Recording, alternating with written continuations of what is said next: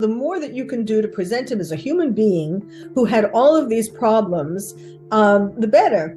All it takes is one juror to kind of plant that seed of reasonable doubt. Bryan Kohberger is gearing up for the fight of his life against 4 first-degree murder charges. There's a lot of evidence against him, the latest being a News Nation report that he allegedly had an ID belonging to one of the victims in his possession after the murders. In the court of public opinion, the 28-year-old criminology student has all but been convicted. A court of public opinion, however, is not a court of law. It doesn't matter if he looks like the type, if he gives you the creeps, if there's just something about his eyes. The only thing that matters will be the opinion of 12 jurors. Convincing 12 people beyond a reasonable doubt that a person has committed murder is a daunting task, and one that his defense team will try to thwart at every turn. And they've already started.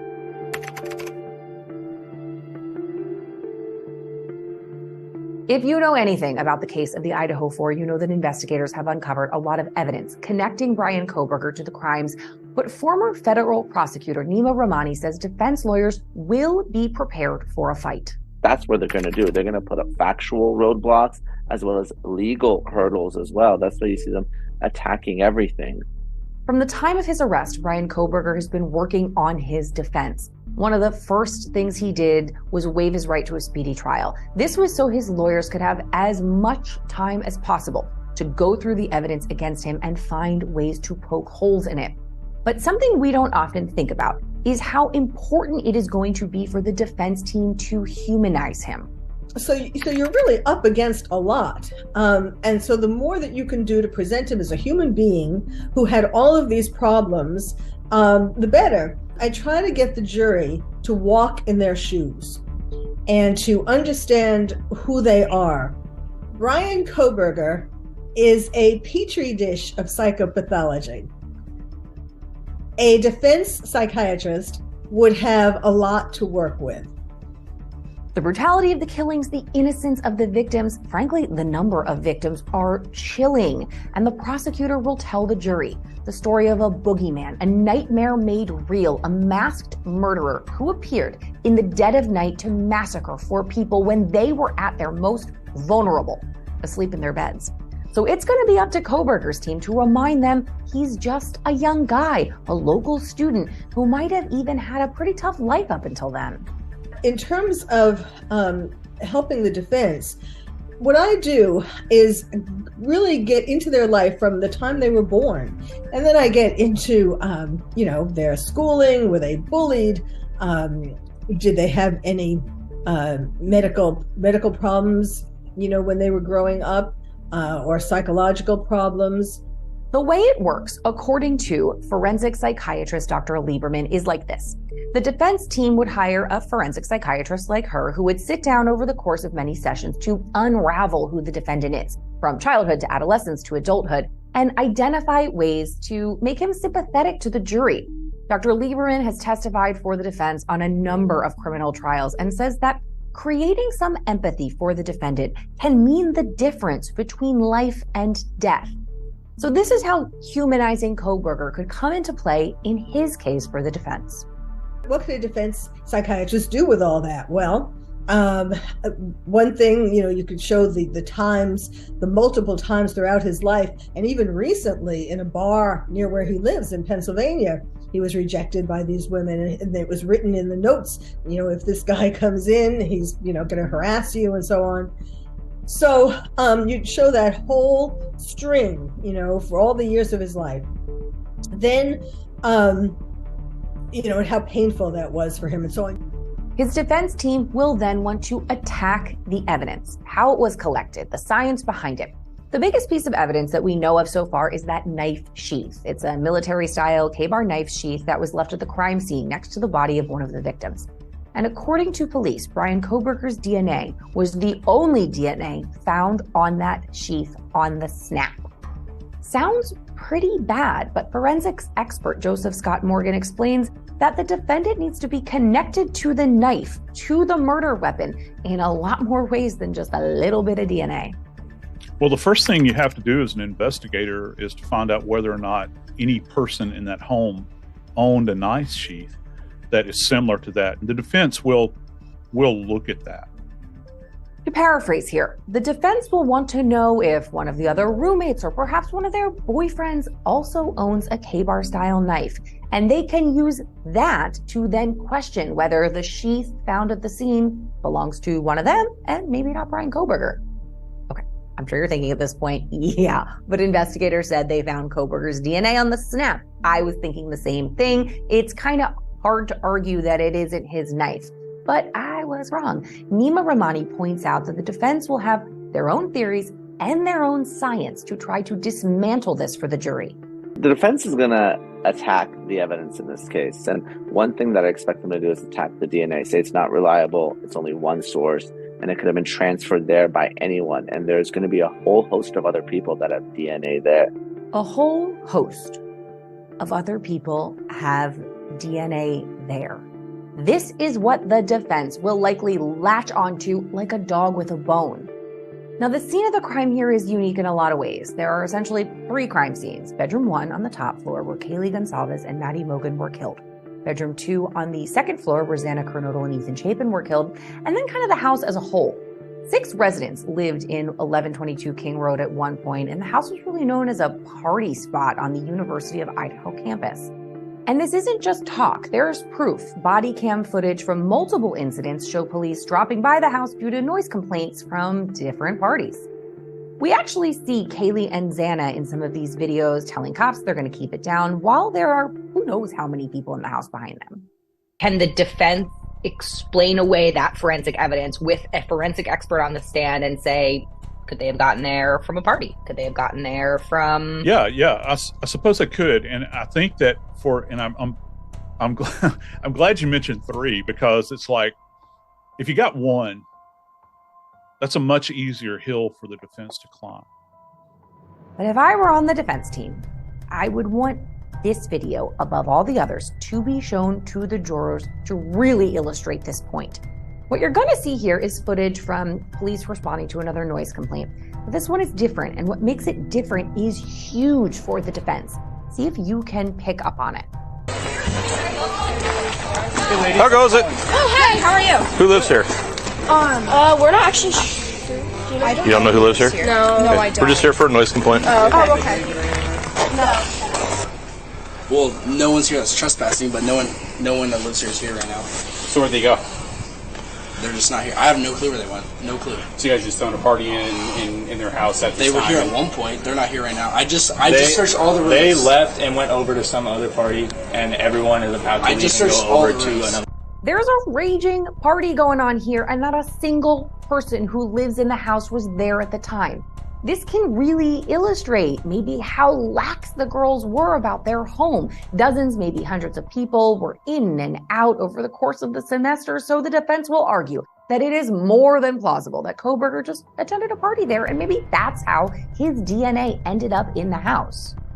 At least according to reports, there's a single source of DNA in the knife sheath. The defense, of course, will argue that that was transferred, but you would hope to get a lot more DNA evidence at the home, especially when the reports are that this was a party home and there were a lot of people coming in and out. So I fully expect there to be a lot of other DNA evidence in that house.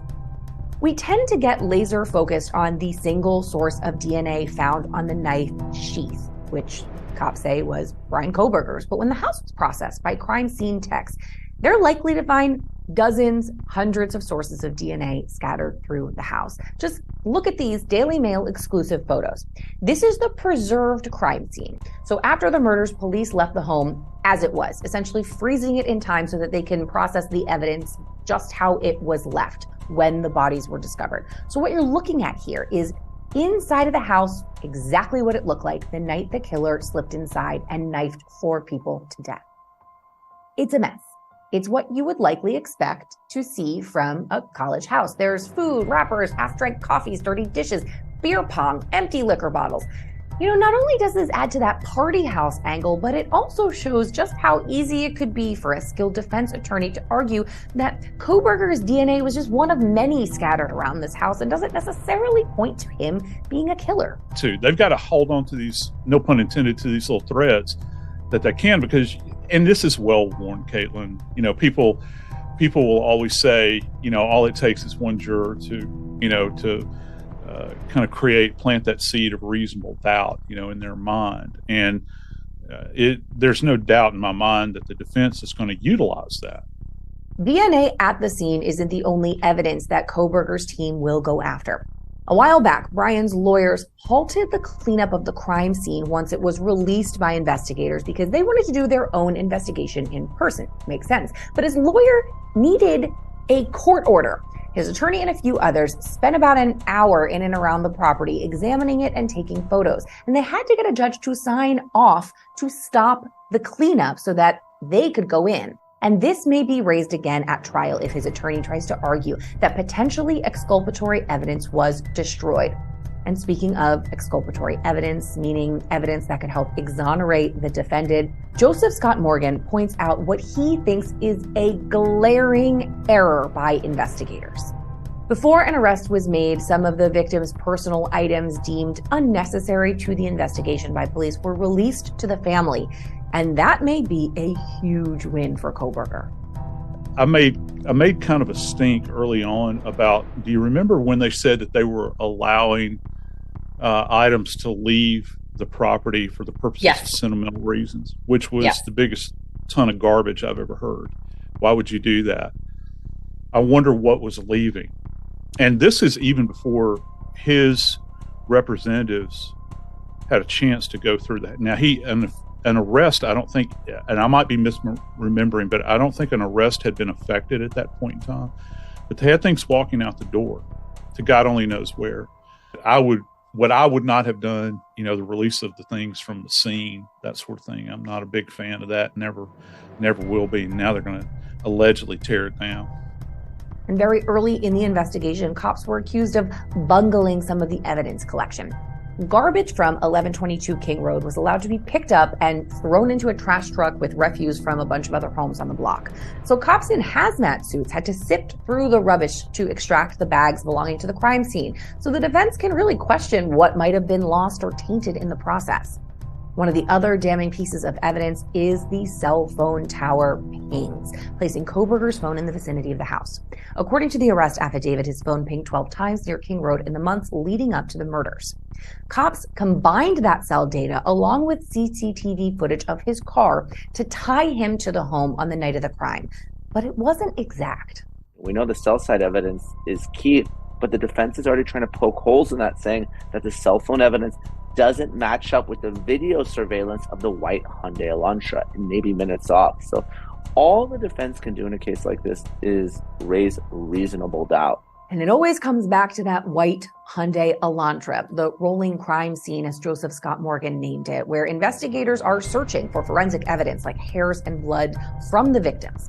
Kohberger drove that car for nearly 2 months between the time of the murders and the time of his arrest, not to mention the fact that he and his father made a roughly 2,700-mile cross-country trip. The defense team is going to seize on that. They'll even make hay of the car leaving Idaho and traveling all of that distance. And I apologize. I had looked up the mileage at one point in time from Pullman. I think it's 2,700, if I can remember correctly, somewhere around there. Yeah. And I can just visualize, because I've watched so many of these trials, I can just visualize one of these defense attorneys standing there and saying, ladies and gentlemen of the jury, 2,700 miles.